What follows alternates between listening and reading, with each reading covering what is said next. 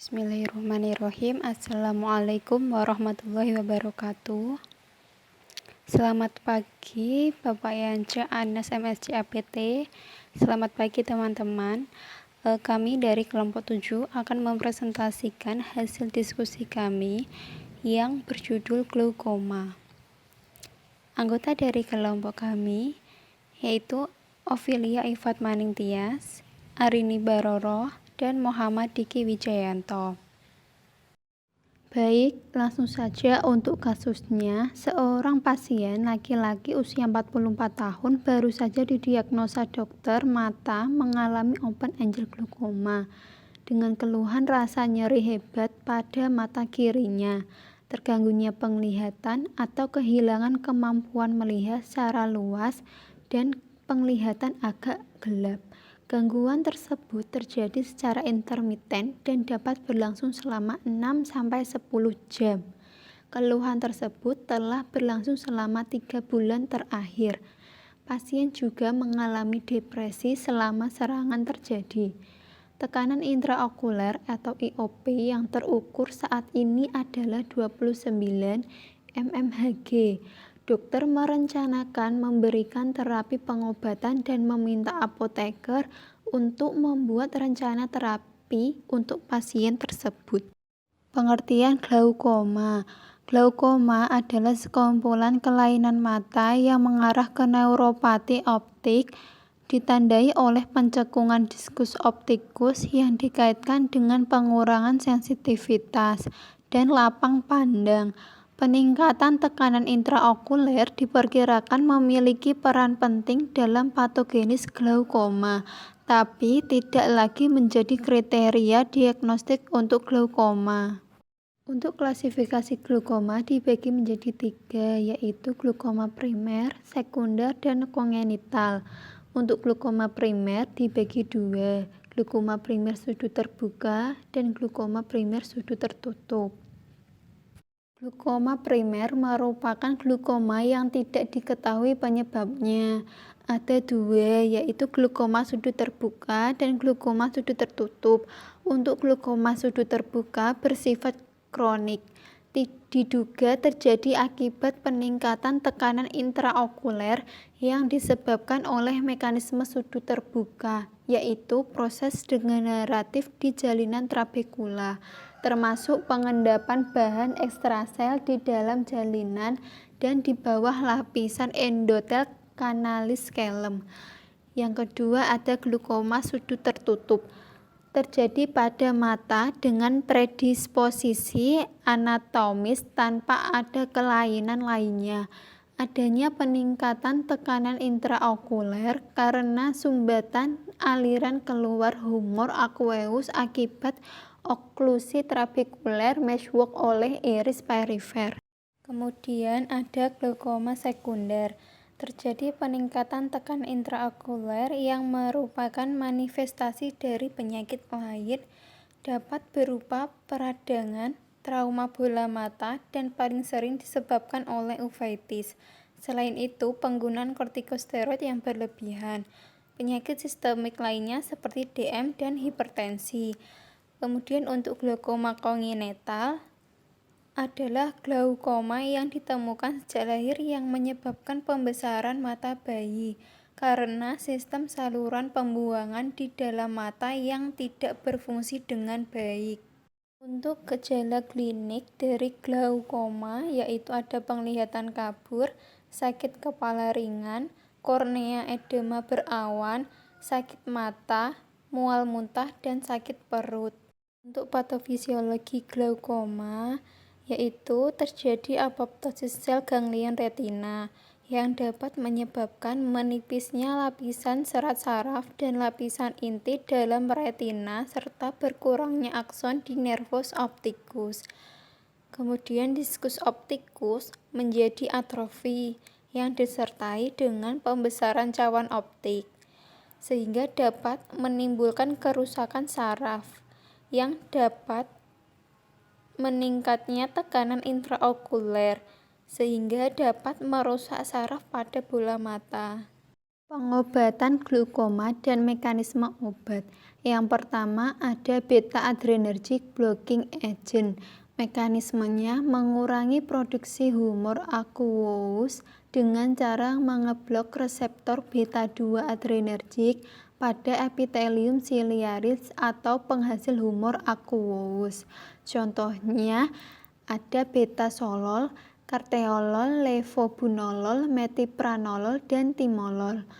Untuk yang kedua ada adrenergic agonis, yaitu ada non-specific adrenergic agent. Mekanismenya pengeluaran air humor. Contoh obatnya dipiferin. Kemudian ada alpha 2 adrenergic agonis. Mekanismenya mengurangi aqueous produksi humor. Contoh obatnya apraklonidin dan brimonidin. Yang ketiga ada cholinergic agonis direct acting. Mekanismenya meningkatkan pengeluaran aqueous humor melalui trabekuler. Contoh obatnya ada carbachol dan pilocarpin. Kemudian yang keempat ada carbonic anhydrase inhibitor. Untuk penggunaan topikal, mekanisme obatnya untuk mengurangi produksi humor aqueous tubuh kliari. Contoh obatnya brinzolamid dan durzalamid. Kemudian untuk penggunaan sistemik, mekanisme obatnya mengurangi produksi humor aqueous tubuh kliari dengan potensi lebih tinggi. Contohnya acetazolamid dan metazolamid.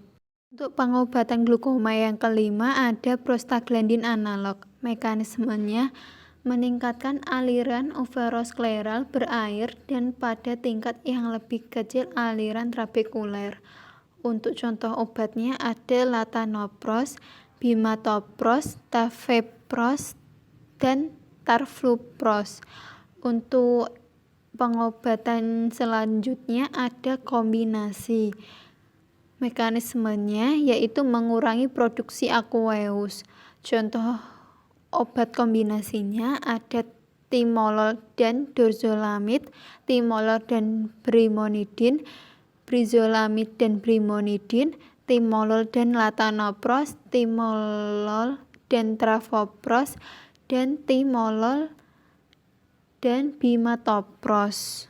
Tujuan terapi pasien yaitu menurunkan tekanan intraokuler atau IOP pada mata pasien. Untuk regimen terapi glukoma dapat dilihat pada slide PPT. Untuk lini pertama yaitu penggunaan beta blocker atau prostaglandin analog.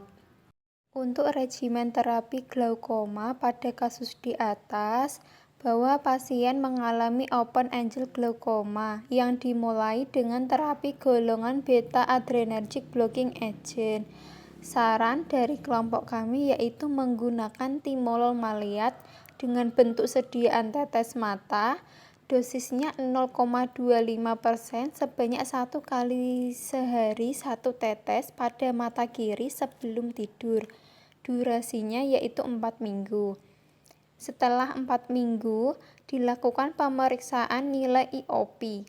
Apabila nilai IOP masih tinggi, dapat ditingkatkan frekuensi dosisnya menjadi 1 kali sehari 2 tetes, atau dapat ditingkatkan konsentrasi obat menjadi 0,5% 1 kali sehari 1 tetes, atau penggantian obat golongan lain.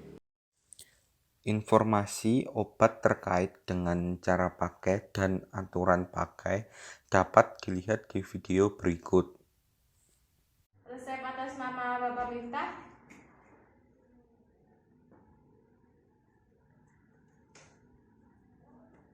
Baiklah, perkenalkan, saya Remi Baroro, apoteker yang bertugas pada pagi hari ini. Mohon maaf Pak, sebelumnya benar sekarang saya berbicara dengan Bapak Miftah? Iya, dengan saya sendiri Pak. Baik Pak, apakah benar ini resep dari Dr. Hermansyah untuk Bapak Miftah, usianya 44 tahun, alamatnya di Randu Samawatan Brebes ya Pak? Iya, benar Pak. Mohon maaf Pak, sebelumnya sakitnya apa ya? Sakitnya mata Pak. Matanya kenapa itu Pak? Matanya itu kadang sakit sama sama penglihatannya kadang tuh buram Mbak. Oh, baik Pak. Kalau boleh tahu, apakah Bapak Rica mempunyai alergi obat? Saya nggak ada itu Mbak. Oh, Nggak ada. baik Pak. Apakah tadi dokter sudah menjelaskan bagaimana aturan pakai obatnya? Dokter belum menjelaskan, katanya suruh tanya apoteker. Oh, baik Pak. Kalau begitu, saya akan menjelaskan ya Pak. Ini obat tetes matanya digunakan 1 kali sehari 1 tetes. Gimana Pak? Penggunanya pada malam hari ya Pak? Mbak. Baik Pak, sebelumnya pernah memakai obat ini atau obat tetes mata yang lain? Obat tetes mata ada pernah yang beli di warung tapi lupa namanya. Oh, baik Pak. Supaya biar cepat sembuh ya Pak ya, itu matanya. Saya akan menjelaskan bagaimana cara penggunaan tetes mata yang benar. Baik Pak, ini kan obat tetes mata. Jadi Bapak sebelum menggunakan sebaiknya Bapak cuci tangan dahulu dengan menggunakan sabun. Terus kemudian Bapak mendengangkan kepala. Terus mata bagian bawah ditarik sedikit, kemudian obatnya ditetesin ya Pak ya. Ini kan satu tes saja. Kemudian Bapak langsung merem, terus didiamkan, jangan langsung buka Pak. Didiamkan selama 1 sampai 3 menit. Habis itu sisa-sisa tetes matanya yang menetes di pipi Bapak lap aja pakai tisu. Terus nanti kalau cara nutup obatnya ini Bapak hati-hati ya, jangan sampai menyentuh permukaan atasnya. Ya Pak, gitu Pak. Bapak paham? Paham. Coba diulangi lagi Pak, gimana tadi Pak cara penggunaannya? Pertama cuci tangan dulu, Ya. terus mendengangkan kepala ke atas, tarik Ya, bola mata ke bawah. Ini Ya bagian bawah ya Pak ya, bagian tarik. bawah ditarik, terus ditetesin 1 tetes. Setelah itu pejamkan mata selama 1 menit 2 menit lah. Ya. Jangan berkedip dulu. Setelah itu sisa-sisa dilap pakai tisu. Nah ya. Baik Pak, di rumah apakah punya kotak obat Pak? Nggak punya Mbak. Oh, kalau nggak punya, ini nanti disimpan aja di tempat yang kering ya Pak ya. Di suhu ruangan, di ruangan aja. Terus hindarin dari panas matahari. Terus bapaknya juga taruhlah tempat yang mudah dilihat. Terus ngomong juga sama keluarganya supaya diingetin pakai obat ininya supaya biar teratur. Terus nanti setelah 4 minggu silakan Bapak hubungi dokter untuk kelanjutan gimana penyakit mata Bapak, apakah udah sembuh atau belum. Ya Pak, apa ada yang mau ditanyakan lagi? Sudah cukup Mbak. Oh ya, baik Pak, ini obatnya.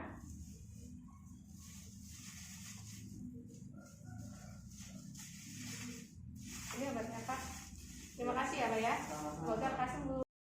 Terapi non-farmakologi pada kasus ini yaitu yang pertama pembedahan, yang kedua laser trabekulospati, yang ketiga menjaga mata agar tetap bersih, yang keempat melakukan gaya hidup sehat, dan yang kelima olahraga yang teratur. Parameter klinik dan parameter laboratorium. Penilaian progresivitas glukoma sudut terbuka primer ada 3 penilaian klinis yang harus dilakukan, yaitu yang pertama, pemeriksaan syaraf optik dan lapisan serabut syaraf retina, di mana pada glukoma sudut terbuka primer menggunakan 1 alat yang dinamakan OCT, Optical Coherence Tomography, yang dapat menilai sel-sel ganglion retina dan syaraf optik. Yang kedua, pengukuran tekanan intraokuli, di mana pengukuran tekanan intraokuli pada glukoma sudut terbuka bisa menjadi normal atau diangkat dengan glukoma sudut terbuka dengan nilai lebih dari 21 mmHg. Yang ketiga, pemeriksaan lapang pandangan, di mana pada glukoma sudut terbuka primer dijumpai dengan adanya kerusakan lapang pandangan. Lapang pandangan monokular berbentuk elips, memiliki 60 derajat di superior, 75 derajat di inferior, 60-65 derajat di nasal, dan 100-110 derajat di temporal. Luas lapang pandangan binokular meliputi 180 derajat melewati garis horizontal, 120 derajat bagian tengah dapat dilihat secara simultan oleh kedua mata, sedangkan 30 derajat di bagian perifer hanya dilihat oleh satu mata. Pemantauan terapi obat atau PTO. Pemantauan terapi harus dilakukan individual, di mana pemeriksaan awal untuk respon tekanan intraokular atau IOP terhadap terapi biasanya dilakukan pada waktu 4 hingga 6 minggu setelah pengobatan dimulai. Setelah IOP mencapai tingkat yang dapat diterima, IOP harus dipantau setiap 3 hingga 4 bulan atau lebih lama apabila kontrol yang berkepanjangan. Biasanya lebih dari 6-12 bulan tanpa perkembangan. Pemantauan lebih sering diperlukan jika target IOP tidak tercapai. Perkembangan penyakit dicatat dan setelah perubahan dalam terapi obat. Lanjut pada meso atau monitoring efek samping obat. Untuk nama obatnya tadi timolol maleat sediaan tetes mata. Untuk dosisnya sendiri 0,25% sebanyak 1 kali sehari 1 tetes pada mata kiri sebelum tidur.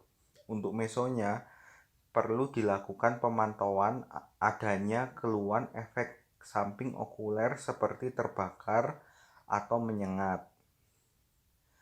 Monitor yang harus dilakukan seperti monitoring denyut nadi, sesak nafas, gugup, dan depresi.